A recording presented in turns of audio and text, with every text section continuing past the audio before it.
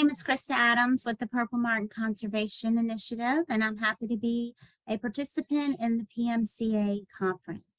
Let me go ahead and share my screen, and I will go ahead and start the presentation. Taking the time to hear my story about the Polar Purple Martin Rescue. This story is about saving two of my Purple Martin colonies located at North Park in Denham Springs and at Live Oak High School in Watson.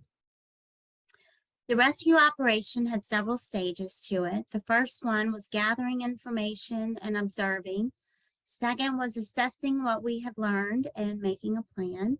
Stage 3 was the search and rescue. Stage 4 was recovery and keeping the birds alive. And the final stage was releasing them back to their habitat. Let's go ahead and start with stage 1. So the first warning came from the PMCA, dated February 5th, 2021. They put out information about the polar vortex and how temperatures were going to significantly drop. They also provided information about supplemental feeding and how we could all help the birds stay warm. Of course, I can honestly say I didn't really think I needed to worry too much, but then the local news started talking about it, and I began seeing posts on several Purple Martin Facebook pages that I follow, and that's when the concern really began to set in. The photo on the left was posted on Thursday, February 11th. From a Martin landlord in Red Rock, Texas. When I saw his photo of the ice gourds and the report that there were 7 to 8 days ahead that would be freezing overnight and temperatures would not reach over 50 for many days, I realized this would be serious. See, that temperature is a big deal. Cold temps that limit insect availability include temperatures below 40 degrees. To have several days of really cold weather would mean that these birds would not survive because there would be nothing for them to eat. The post that really hit me hard was this one in the middle, and I'll read it now. The thought of all the returned martins that will perish with this polar vortex is weighing heavy on the mind today. I ask that you do your best as a landlord to supplement feed them the best way you know how, either by the flipping method or putting food right at or inside their nesting cavity. Don't accept that notion, oh, they'll be all right. It's just nature taking its course. If you save one, you've done your job. I realized at that moment, and seeing the radar image of the icy conditions headed our way, that I needed to move into the next phase, and that was to assess our situation and come up with a plan. At this moment, the realization started to hit me that many Purple Martins were going to die, and many people like my husband and I were going to do whatever we could to save them. Minutes that Thursday to contact Leslie Lattimore of Wings of Hope. It's a local wildlife rehabilitator that lives close to where I live. I needed to get some crickets, and Leslie was gracious to offer a bag of live mealworms to us from her wildlife sanctuary supply. I contacted Fluker Farms around 2:45, just in time to make an order for freeze-dried crickets to be delivered on Saturday. Their cutoff time was 3. And I stopped on my way home and bought 3 dozen eggs, and I'll explain that in a minute.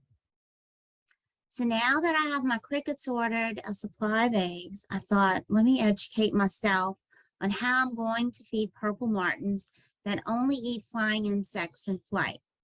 Sure, I've read about it before. I even mentioned it in my presentation, but normally I don't spend too much time on it because we're in Louisiana. We don't need to feed our birds. We have plenty warm days and plenty insects.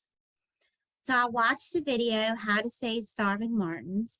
I welcomed advice and help from others on Facebook. And then I also began sharing the information on my own page in case it would help someone else. I'm so thankful to the PMCA and other landlords up north who are sharing their wealth of knowledge of how they help their Purple Martins when they arrive early and it's still snowing. One person even posted a series of pictures to show how to create a scrambled egg buffet. And yes, if purple martins are hungry enough and there's nothing else for them to eat, they will chow down on some scrambled eggs. And here we are now. It's Saturday, February 13th, and Mike and I began visiting our colonies. We tried supplemental feeding. Upon arrival at North Park in Denham Springs, we immediately were concerned. Drooping wings is not a good sign. They are a sign that the marten system is beginning to break down and digest its primary flight muscles. Weather conditions that limit insect availability include temperatures below 40, steady rain, drought, or dense fog. And when flying insects are scarce, energy spent foraging unsuccessfully can hasten starvation. It was really hard seeing the birds that we have in our backyard every year experiencing this hardship, and the worst was still yet to come. As you can see in this video, Mike is trying to flip freeze-dried crickets soaked in Pedialyte. One thing that stands out to me in the video is it actually looks fairly warm outside. Green grass, sunny blue skies, but don't let the scenery fool you. It was a cool day, mid-30s, and the weather quickly deteriorated as the day went on. Feeling concerned and a bit worried, we decided we would try to feed them again later that day.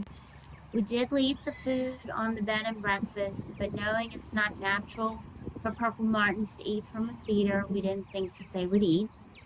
Oh, and the freeze-dried crickets I thought I had plenty of, well, I quickly realized how many were going to the ground as we were flipping them, and that I was going to be out before I knew it.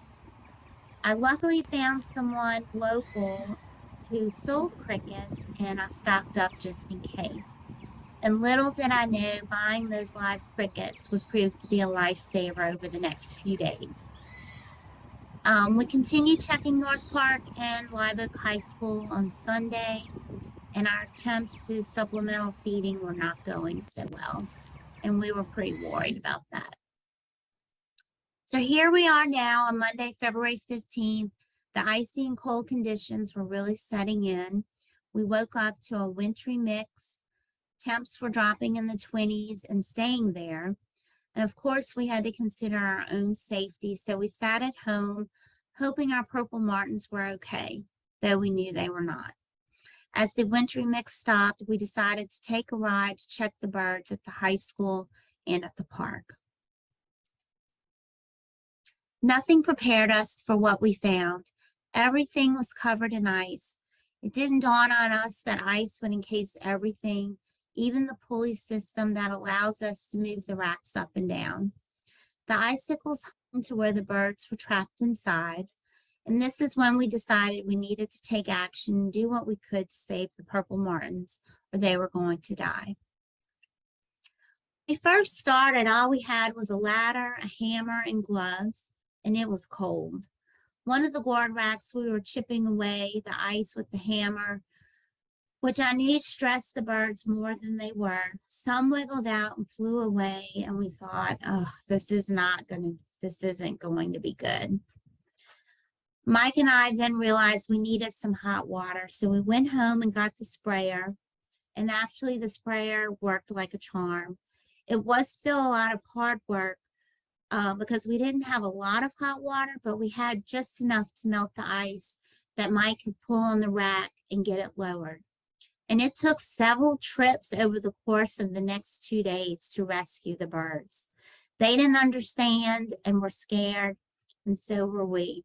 But we couldn't let them perish when there was something we could do about it. Continued our rescue efforts, things became more serious. When we went back an hour or so later, we found a purple martin frozen in the entrance of a gourd. We knew that there were other birds inside.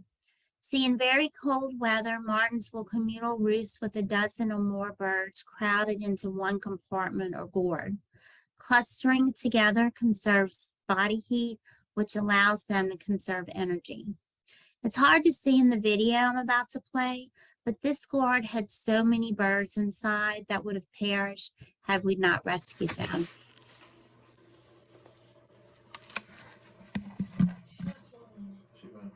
Grandpa, another fat one with.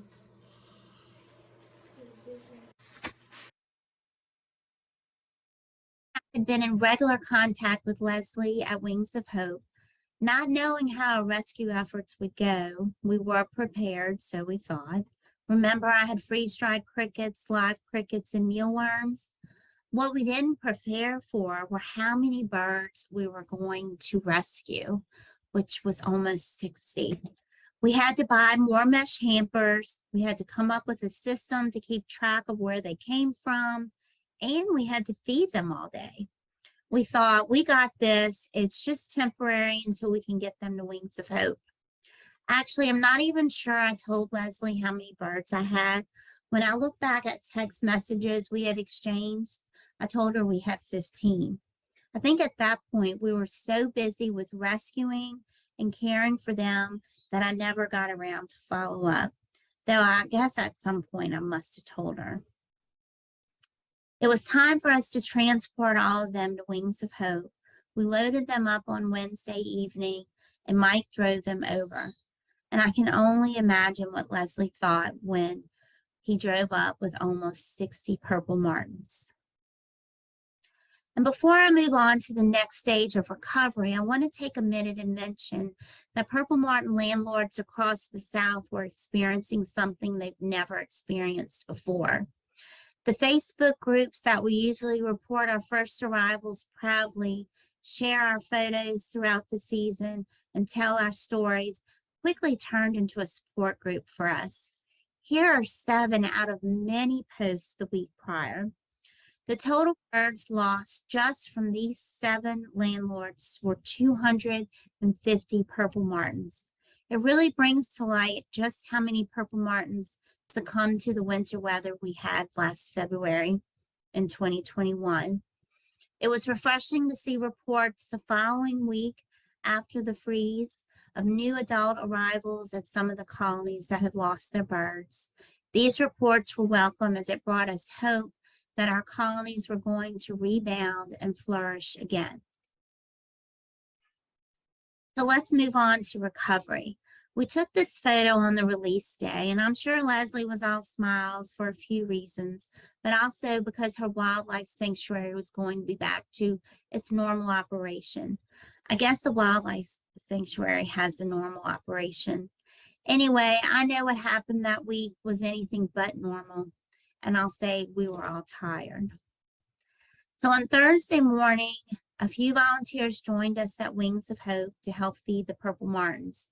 It was soon realized it was going to take many volunteers to keep all the purple martins fed. A request went out to the Louisiana Master Naturalist group of Baton Rouge that I am involved in, and volunteers began to sign up. And here are a few of the photos of the volunteers feeding the purple martins at Wings of Hope. Catherine Givenden from the Master Naturalist Scoop summed it up, the feedings, quite well in a Facebook post that she wrote. She said, "We have a system. We take a bird out of one cage, feed it, and then return it to another. When all the birds are fed, we do it all over again. I think for every bird I fed, Leslie probably fed 3 to 5. And I can tell you that's an accurate statement. I don't have photos of all the volunteers, but there were many, at least 20. That's just unbelievable. And I'm so grateful to everyone who had pitched in. And I think I speak for everyone that volunteered that we had no idea just how many mealworms it would take to keep the birds fed. We were feeding them an average of 15 each. We rescued 58 birds. That's 870 mealworms each feeding, and there were 5 to 6 feedings a day. At one point, Leslie's stock was getting low, so Mike found someone who sold mealworms, and we were able to replenish some of her supply. At that point, I realized how important mealworms are for birds during rehabilitation. And here's a slow motion video I had taken of us feeding purple martin and mealworm. Now, I will say not all of them were as easy to feed, but I just wanted to share this video because it was pretty cool. Sometimes during the feeding, we find a bird or two that felt colder than the others. And upon examination, Leslie would determine it needed a little help, that it was dehydrated. She would give the bird a shot of sodium chloride between its wings, and it would suddenly perk up. She would then put them in an incubator for observation before moving the bird back with the others. Not the only ones at Wings of Hope during this time. There were many animals that were in the care of Wings of Hope, to name a few. American white pelican, brown pelican. She had red bats, yellow-bellied sapsucker, an American crow, screech owl, 2 river otters, great horned owls. She had eagles, turkey and black vultures, and there's so many more that I'm not even mentioning. Between feedings, we take a break, and here's Catherine taking a break with Edgar, the American crow.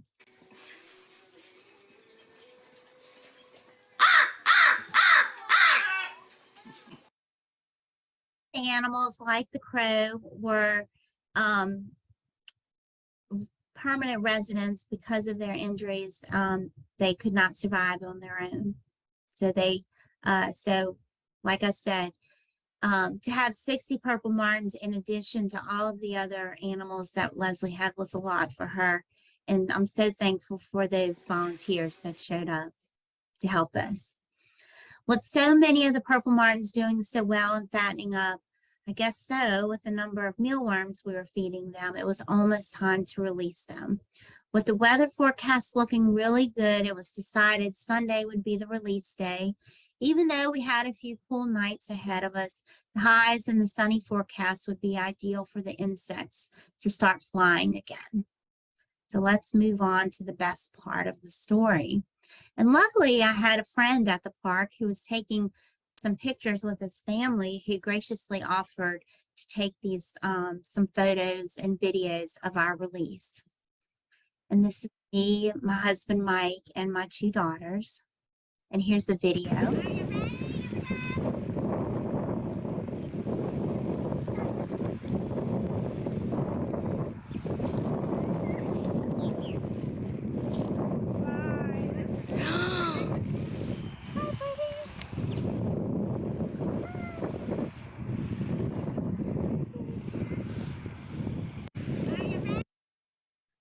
And what was really interesting to us was that they immediately went over to the pond right across from their colony and just started dipping in the water.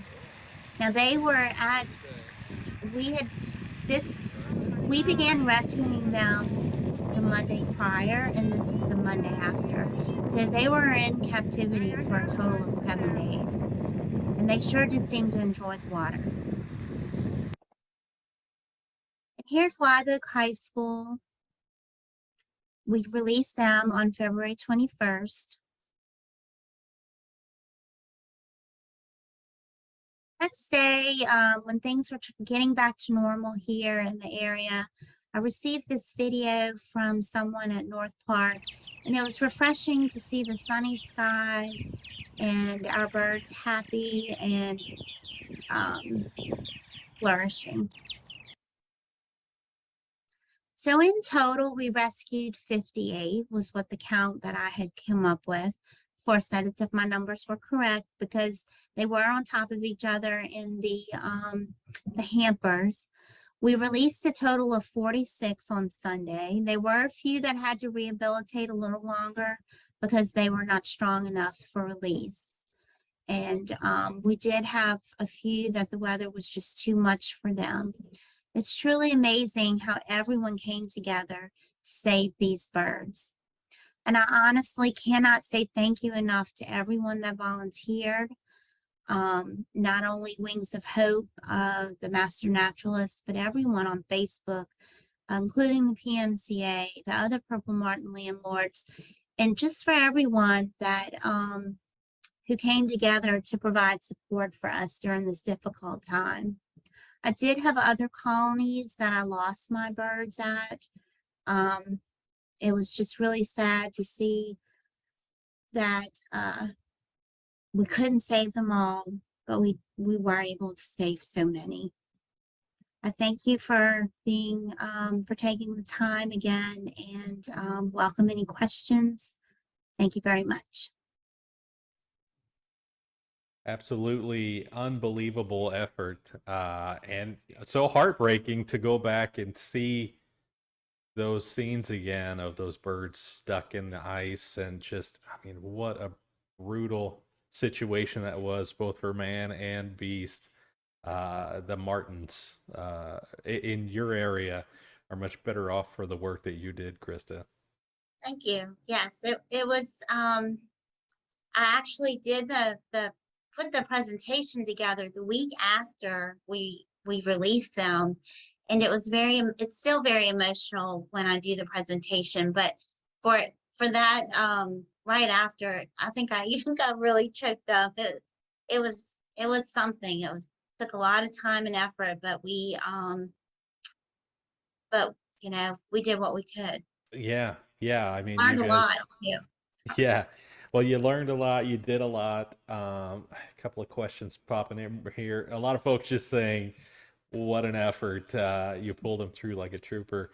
We got a question here from James in chat. Krista, did the rehab birds abandon the colony sites after release, or did they stay to breed? That's a great question.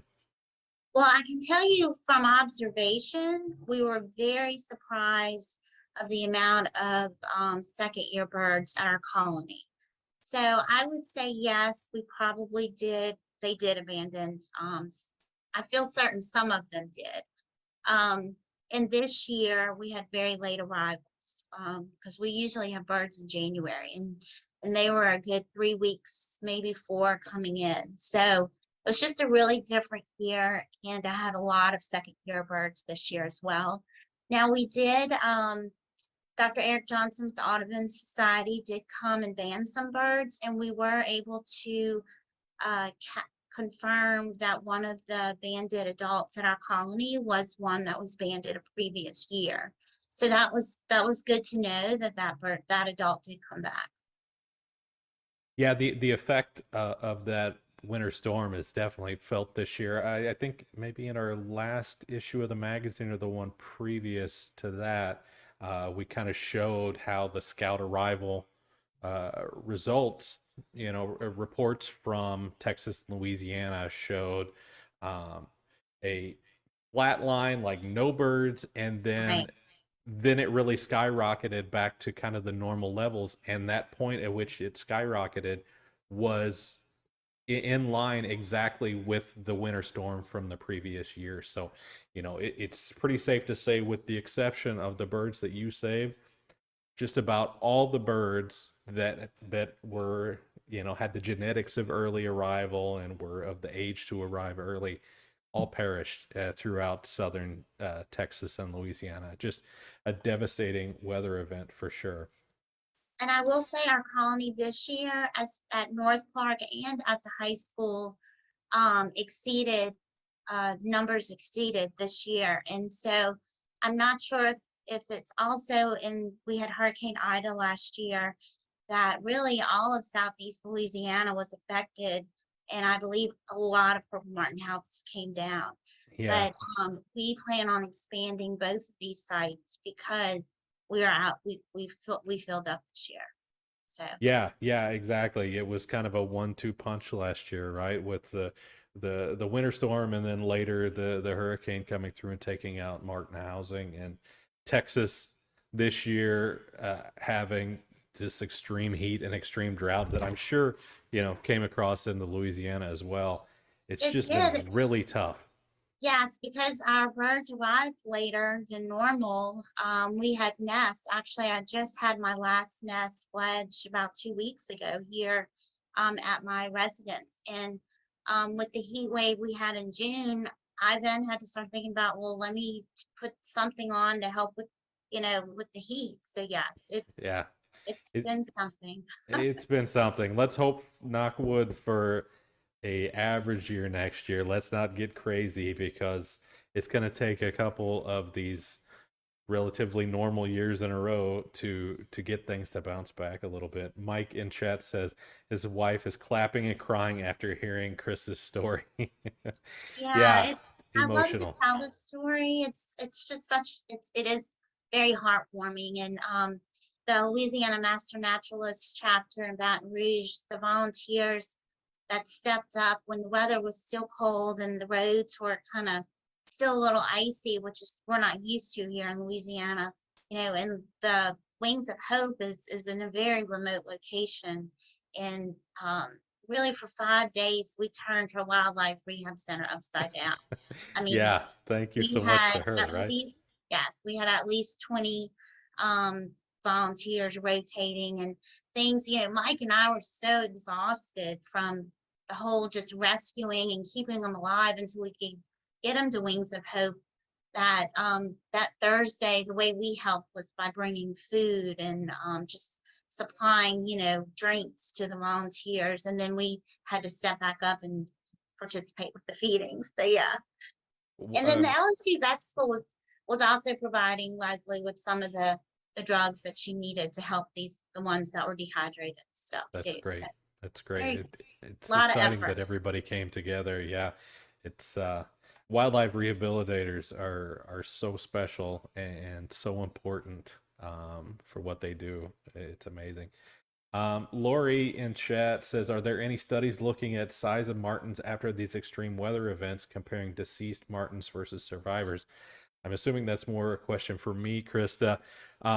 But a really interesting question because one of the things that um, Anna Forsman, Dr. Anna Forsman, who Jason mentioned in his talk, and we're going to be hearing from her tomorrow. Kudos to her for recognizing that this awful situation could stand for something. So, those birds would not, you know, could be kept from going to waste.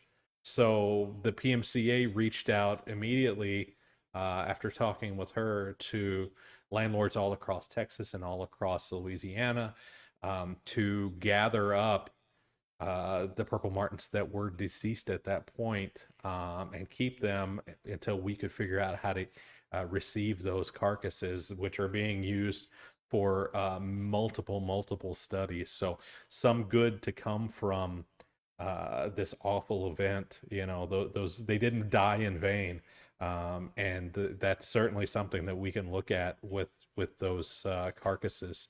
And we've been back in Texas at least for 2 breeding seasons now after that winter storm to take samples of the birds that survived or arrived later to look at differences between the population now and the population then. So just something else. I don't think we have a talk on that yet. That study is still really early, but excited to be able to share that.